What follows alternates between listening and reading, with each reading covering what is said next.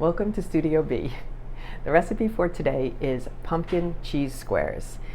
The reason I'm doing this is because when I bake the pumpkins for the pumpkin pie and I puree them, I always have a ton of it left over, and so one year I decided to take my cheese squares recipe and add a little pumpkin flair to them, and they came out so good because they're like a hint of pumpkin, but they're not as strong as pumpkin pie. So if you don't love pumpkin pie, you probably love the pumpkin cheese squares. The crust is not made using graham crackers because when you do cheese squares, they're hard to lift up because then the graham crackers fall apart. So it's a bit of a different crust. So we start with 1 stick of butter, softened. To that we're adding 1/2 cup of sugar. Give it a little cream. Then we add roughly a cup of flour. Ooh, oh boy. Okay, get that going. A nice kind of loosely crumbly mixture so far. And to this, we're going to add chopped walnuts. So let me get my mini chopper. I have one here too. Not as fancy as the one at the other place, but I can't live without it, so I have a small one for here. Here we go. So I'm going to measure about 1/2 cup and add that to the mixture. Alrighty, so let me show you this up close. It is a loose, crumbly mixture. And the reason I'm showing it to you is that I'm going to set a cup of this aside because this gets used as a topping that gets sprinkled on top of the cheese squares. So first I'll set some aside, and then I'm going to take this and press it down into the pan to make our crust. First, I gotta take a little taste. Make sure it's good. Okay. Oh boy. Why can't I do anything without making a mess, honestly? All right, so I'm just gonna set a cup of it aside here. I'm gonna roll my sleeves up, get ready for the serious business. So we're gonna spray a 9 by 13 inch pan. I'm gonna pour this in and we're gonna press it. Oh boy, that is definitely not enough for a 9 by 13 inch pan.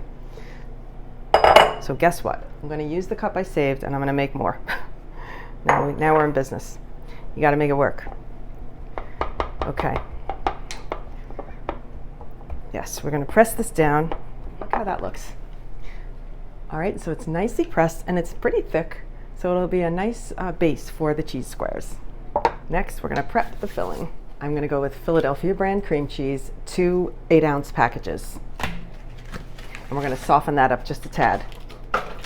Okay, now what I did was I just pressed my finger to see if it was soft enough. So you don't want it to get melty, just want it to be just a little soft so that we can, blend in the sugar and whatnot. To the cream cheese, we're going to add about 1/2 to 3/4 of a cup of sugar. So I'm gonna almost go all the way up on the 3/4. Love to overdo it. We'll get that creamed a bit to start. And to this, we are going to add 2 eggs. 1, 2. I love cheesecake, actually. Really excited about this.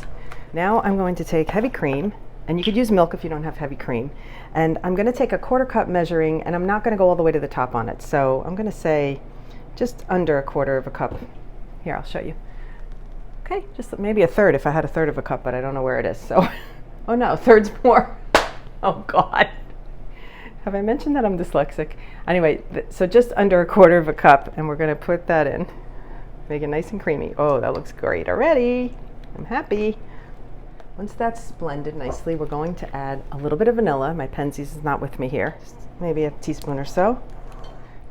Now I've got all partial Penzi spices and whatever else I happen to have on hand, but I have some pumpkin pie spice, so I'm gonna put that in. A little sprinkle, I don't know, 1/2 teaspoon to a teaspoon.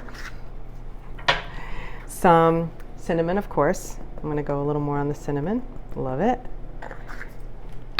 Now a sprinkle of nutmeg, a little less on the nutmeg. Whoop. Okay. Give that a stir.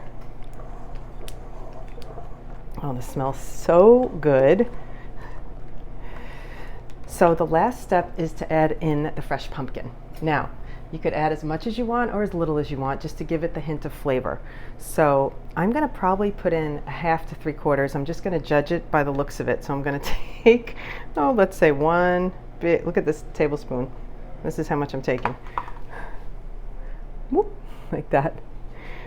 3, maybe 4 big lumps, like that. And then we're gonna give that a stir. Wow, wish you could smell it. Trust me, it smells great. So that is the colorization.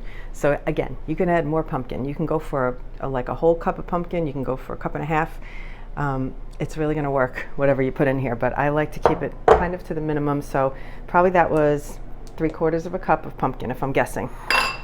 You know, as usual, I'll put the measurements, the ingredients list under the YouTube link. And if you're watching this on YouTube, subscribe. I'm supposed to say that. You know, since I've been doing TikTok, I have some new YouTube subscribers. Very exciting. So if you're new to my channel, welcome. Mwah. So happy to have you. So we're gonna pour this in. One here. Let's do it like that. Ay, ay, ay. I don't want to wreck my shirt, and I don't have my apron here. Oh, here we go. Let's see how thick it is. Oh boy, it's really good. All right, now I have to make that extra topping that I used for the base. So let me get that going. Now in the list below, I am going to include the extra part of the topping so that you can make it all at once, and you don't have to do it separately like I'm doing now. But you know, this is real life. I bring it to you straight up. So now we're gonna take 3, this is about 3 tablespoons of butter I have left. So I'm gonna put that in here. I'm gonna soften that up. So one of my TikTok people said that I should call my channel Baking for Dummies, because I think they're not far off with that idea. So here we go. Let's get 1/3 cup of sugar in here. I'm using my sugar bowl now. We're gonna smash that. Next, I'm going to sprinkle some flour. Let's say maybe just less than 1/4 cup. Yeah, under 1/4 cup of flour. I'm going to put really good amounts for you in this recipe below, so you don't need to do what I'm doing here. All right, that looks about the same consistency. Take a look. Okay, so far so good.